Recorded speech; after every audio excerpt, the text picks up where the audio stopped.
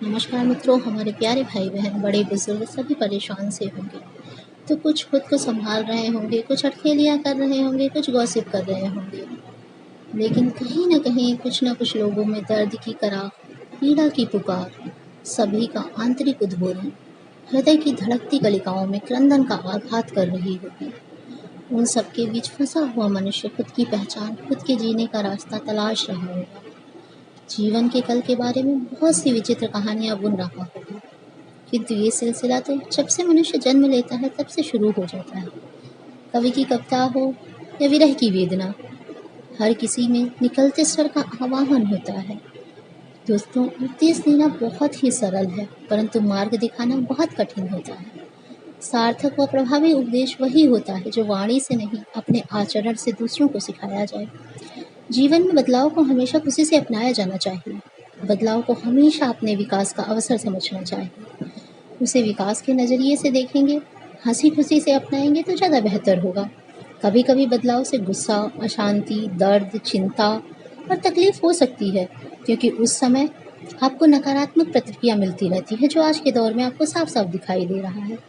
दोस्तों, जब आप यह समझते हैं कि आपके कार्य ईश्वर के लिए हैं, तो हर कार्य एक सुखदायी अनुभव बन जाता है। क्योंकि दोस्तों, पीड़ा और जन्म दोनों का संबंध एक दूसरे से। जब से इंसान जन्म लेता है, एक पीड़ा, एक दर्द उसके साथ जुड़ जाता है।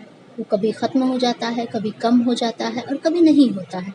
किंतु पीड़ा किसी भी मनुष्य के जीवन में ना हो, ऐसा पॉसिबल होना ही मुश्किल है।